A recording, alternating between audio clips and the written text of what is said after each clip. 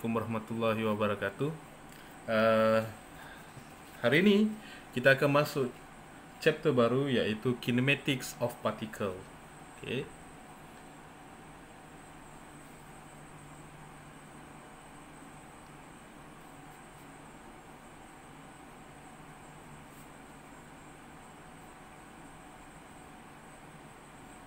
Baik, untuk Kinematics of Particle, okay, ia adalah berkenaan dengan dynamic. Okay. Untuk engineering mekanik ni terbahagi kepada dua. Yang kita dah belajar adalah static, dan kinematics ni adalah berkenaan dengan dynamic pergerakan. Sebelum kita masuk lebih jauh lagi, okay, saya akan terangkan berkenaan basic lah, asas dalam kinematics ni, apa yang ada dalam dynamic pergerakan ni. Right, yang first kali yang kamu kena tahu adalah displacement, ataupun kita panggil sesaran. Right, sesaran ni adalah satu objek yang bergerak dari satu kedudukan ke kedudukan yang lain. Okay, perubahan ni, ada jarak ni adalah kita panggil sesaran ataupun displacement, yang biasanya kita guna dalam unit meter. Okay, perubahan dari satu kedudukan ke kedudukan yang lain adalah displacement atau sesaran. Jarak ni ataupun kita panggil sesaran jarak, okay, menggunakan unit meter, SI unit. Kemudian yang kedua adalah velocity.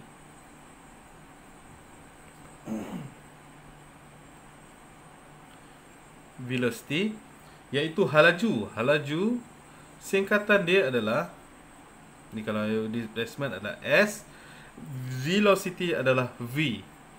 Okay, velocity adalah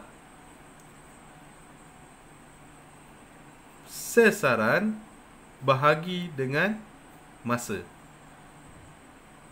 Okay, jarak bahagi dengan masa ataupun sesaran bahagi dengan masa. Unit yang biasa digunakan adalah meter per saat. Bila kita kata perubahan jarak bahagi masa, ianya adalah velocity. Okay. Dan yang ketiga adalah acceleration.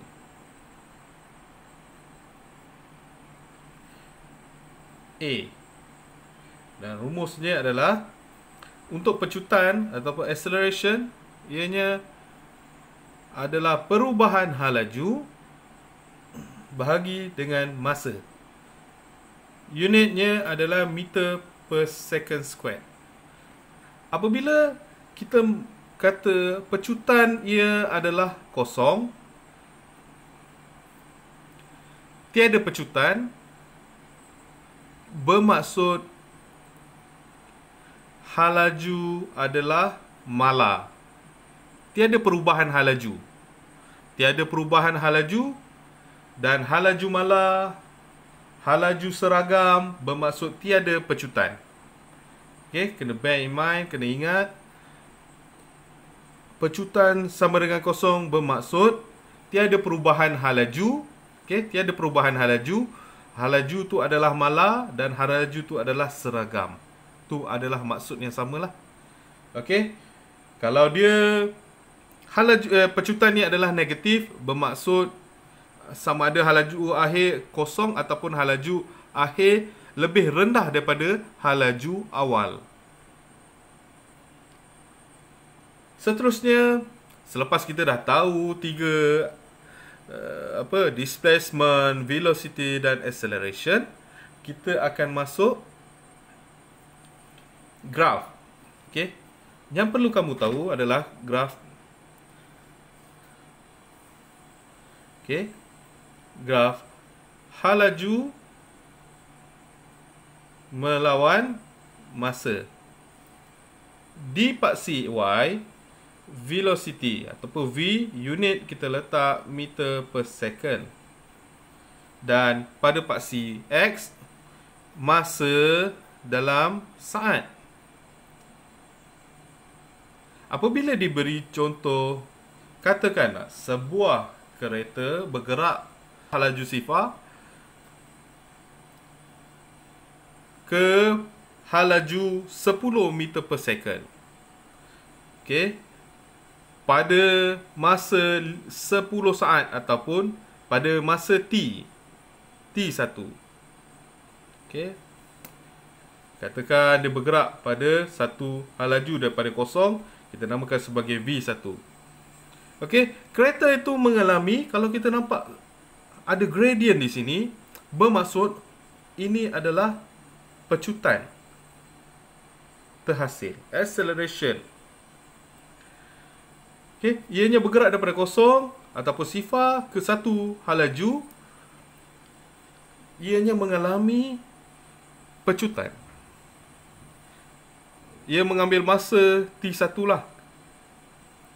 Okey, kemudian kereta itu bergerak dengan halaju mala. Bila bermaksud halaju mala, ianya mempunyai halaju yang seragam. Halaju seragam bermaksud dia tidak berubah. Okey, halajunya tidak berubah. Dia menggunakan halaju yang sama sehingga masa T2. Kemudian perlahan-lahan kereta itu mula berhenti. Okey, bila kereta tu berhenti, dia akan mengalami proses kita panggil dia deceleration ataupun nyah pecut.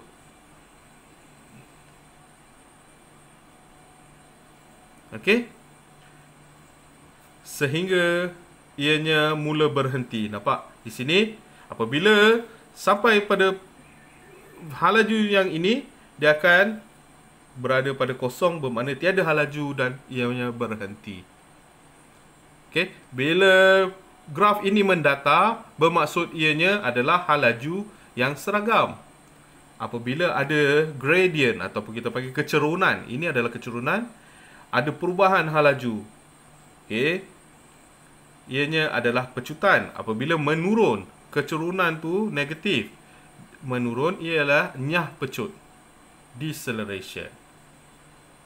Harap dengan explanation awal ini pelajar faham, okay, secara asas untuk kinematics ataupun kita panggil dynamic. Alright. Seterusnya, untuk graf yang sama juga, pelajar kena tahu jumlah luas bawah graf yang saya lorikkan ni. Okay, yang saya lorikkan ini, jumlah bawah graf ni, jumlah luas bawah graf adalah bersamaan jarak yang dilalui. Luas bawah graf adalah bersamaan jumlah jarak yang dilalui.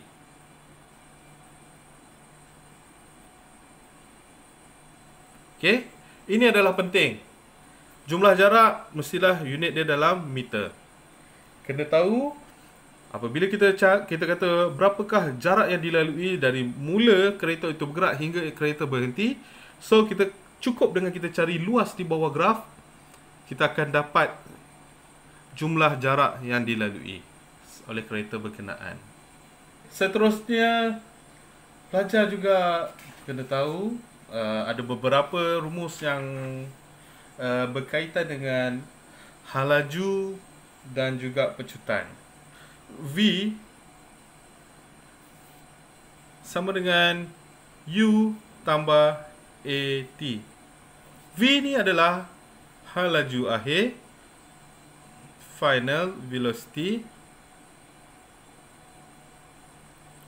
U adalah initial velocity. A, acceleration. Dan T adalah time. Ini rumus yang pertama. Seterusnya kita tengok rumus yang kedua.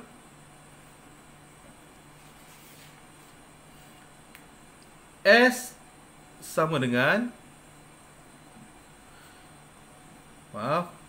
S sama dengan UT tambah setengah AT kuasa 2. Okay, S adalah displacement,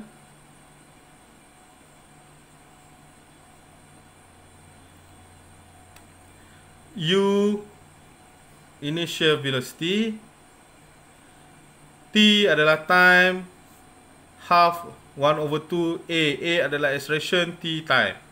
Right? Ini adalah persamaan nombor 2 yang biasa kena tahulah. Okay, seterusnya persamaan yang ketiga, V kuasa 2 U kuasa 2 tambah 2AS. Okay, V adalah final velocity, U adalah initial velocity, A adalah acceleration dan S adalah displacement. Biasanya tiga persamaan ni banyak digunakan. Untuk example 5.1 ni, a hoist start at ground level, okay, and accelerate as 1.2 meter per second squared. So kita ada satu hoist system yang mana bermula pada ground level dan memecut pada 1.2 meter per second squared untuk masa 5 saat. It then move with uniform speed. Dia kemudian bergerak dengan laju mala untuk 10 saat.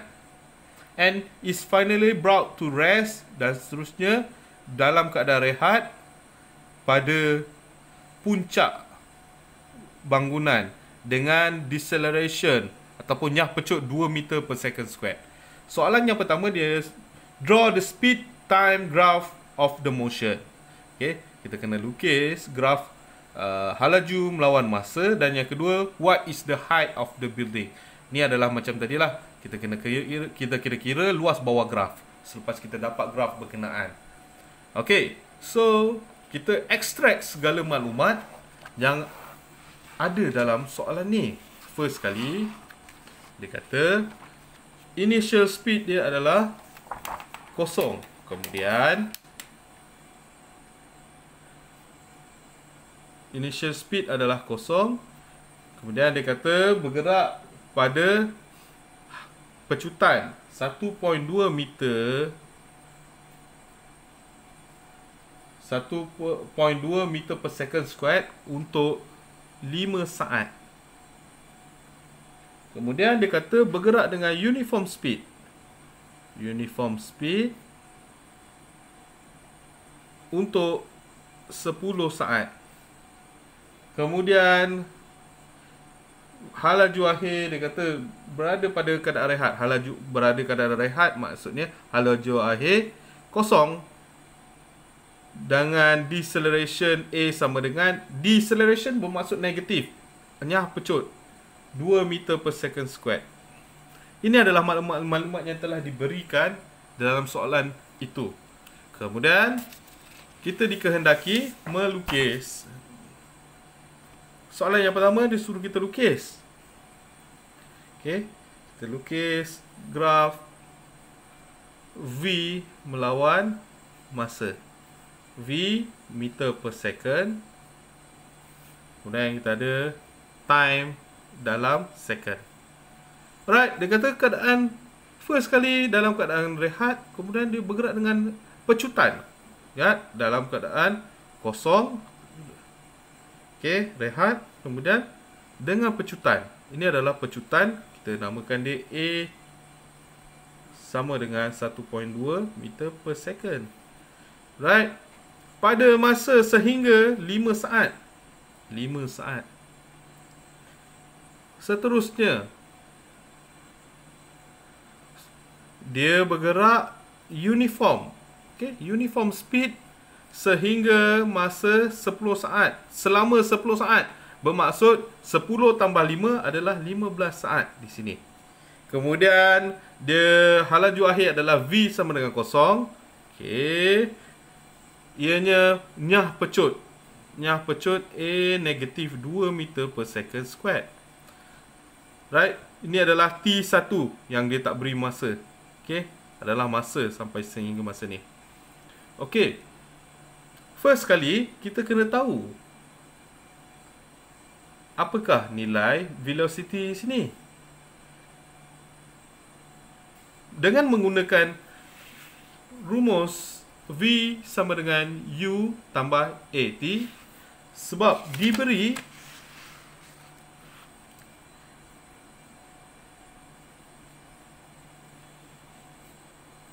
diberi halaju awal sebab dia start dengan kosong. Diberi lagi ada nilai pecutan dan juga masa diberi. Yang kita kena cari adalah final velocity. Okay. So kita namakan dia V1 sama dengan U adalah kosong tambah dengan A adalah acceleration 1.2 darab dengan masa 5 saat. Kita akan dapat V1 bersamaan dengan 6 meter per second. Okay. So dekat sini kita boleh tulis 6 meter per second. Seterusnya kita dikehendaki mencari T1 ini. Berapakah nilai dia? Right? Menggunakan rumus yang sama, V sama dengan U tambah AT. V halaju akhir dia kat sini kosong. Ni halaju awal dia. Halaju akhir kosong. Halaju awal 6. Tambah A adalah negatif 2. Sebabkan deceleration. Yang pecut kita masukkan negatif. T dengan time yang kita tak tahu, kita namakan dia sebagai T1. Okey. Kemudian kita simplifykan dia 6 tolak 2 T1. Negatif ini kita bawakan dia ke kiri, akan jadi positif 2T1 sama dengan 6. T1 sama dengan 6 bahagi 2 samaan 3 saat. Okey. T1 ni adalah 3 saat. Ini adalah 3 saat di sini. Okey. Untuk T1 sama dengan 3 tambah 15. So sini adalah 18 saat. Total. Okey. Jumlah dia adalah 18 saat untuk perjalanan ni. So dapatlah kita menjawab dan membuat graf halaju melawan masa. Okey. Soalan yang kedua meminta kita untuk mencari berapakah ketinggian bangunan ataupun jarak yang dilalui oleh hoist berkenaan. Macam saya bagi tahu sebelum ini, macam mana untuk dapatkan total jumlah jarak adalah bersamaan dengan kita kira jumlah luas di bawah graf untuk dapatkan jarak berkenaan ataupun ketinggian bangunan itu. So kita kena kira ada dua cara, sama ada kita menggunakan kaedah mengira satu bahagian per bahagian. Bahagian yang pertama segitiga ni, bahagian kedua adalah segi 4, kita kira luas segi 4, kemudian bahagian ketiga segitiga sebelah sini. Okey, ada 3. So kita totalkan semua nanti. Contoh dia, ketinggian bangunan ataupun jumlah jarak bangunan sama dengan luas bawah graf. Luas bawah graf. Okey. Bahagian satu adalah setengah kali tapak 5 kali ketinggian 6. Okey.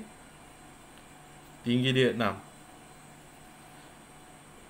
Tambah bahagian yang 2, 15 tolak 5, kita dapat 10. Luas segi 4 darab dengan 6. Ketinggian dia sini 6. Kemudian tambah lagi yang ketiga, setengah kali tapak. Tapak dia adalah 3 kali tinggi dia 6. Okey. Dan kita boleh simplifykan dia. Kita dapat sini 3 kali 5, 15. Tambah dengan 6 darab 10, 60. Okey, kita simplifykan ni. 3 kali 3, 9. So, kita akan dapat jawapan akhir adalah 84 meter. Ini adalah jawapannya. Ataupun kita boleh guna satu lagi. Luas bawah graf dia adalah menggunakan ketinggian bangunan. Ini kaedah yang kedua. Ini kaedah yang pertama. Ketinggian bangunan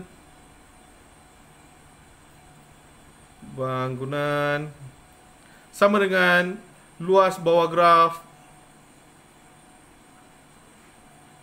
Okey, untuk kali ini kita menggunakan luas trapezium sebabkan ini adalah trapezium. Okey, rumus untuk trapezium adalah setengah A kali tambah B darab dengan tinggi, height. Okey. So A tambah B ni A kat bawah ni 18, ni B. Ketinggian adalah 6.